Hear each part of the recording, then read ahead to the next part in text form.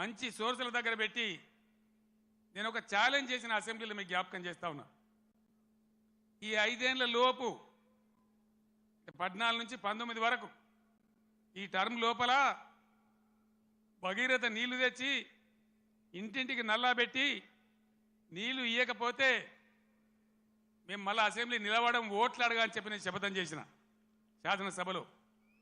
అదే పద్ధతిలో తెచ్చి ప్రతి ఇంటికి ఆదిలాబాద్ గోండుగూడెంలో నల్లగొండ లంబాడి తండాలో అందరికీ కూడా వచ్చే విధంగా ప్రతి ఇంటికి నల్లా ఇచ్చి బ్రహ్మాండంగా మంచినీటి సరఫరా చేసినాం. ఇప్పుడున్న ప్రభుత్వానికి ఆ పథకం నడిపే తెలివి లేదా అని నేను అడుగుతా ఉన్నా. ఎందుకు ఇలా మిషన్ భగీరథల సమస్యలు వస్తూ ఉన్నాయి? అదేవిధంగా రెండవది కరెంటు.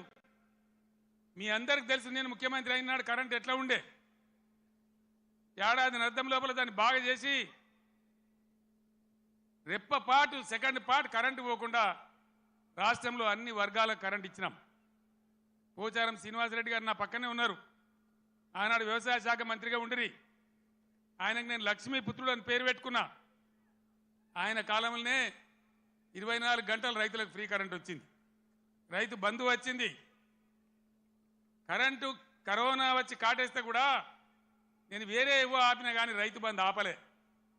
వ్యవసాయం జరగాలి, గ్రామాలు నిలబడాలి, రైతాంగం నిలబడాలని కరోనా వచ్చి బాధ పెట్టినా, ఖజానాల డబ్బులు లేకున్నా, అప్పో సప్పో చేసైనా సరే రైతు బంధు ఆపలే. ఇలా రైతు బంధు ఏ శాతం అయితే లేదా?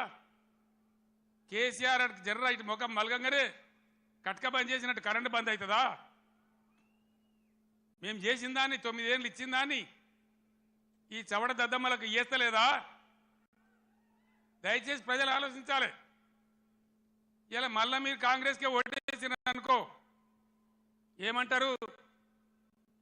మేము రైతు బంధు ఇవ్వకున్నా, కరెంట్ ఇవ్వకున్నా, మోటార్లు గాలబెట్టినా, నీళ్లు సరిగా తెచ్చి రైతుల పొలాలు ఎండబెట్టినా మళ్ళా మాకే గుద్దిను, మాకే ఓటేసిన అంటారు.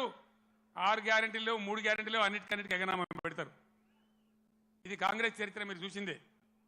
ఇప్పుడే చెప్పిన వినోద్ కుమార్ గారు ఇదే అత్యవసరం బీఆర్ఎస్కి ఎంపీలు. ఎందుకంటే ఈ టైంలోనే మీరు కర్రు కాల్చి సురుకు పెట్టకపోతే నిర్లక్ష్యం వచ్చేస్తుంది, అహంకారం పెరిగిపోతుంది.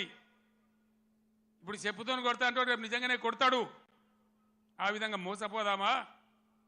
లేదు బీఆర్ఎస్ గులాబీ జెండా ఎగిరేసి బ్రహ్మాండంగా మన ఎంపీలను గెలిపించి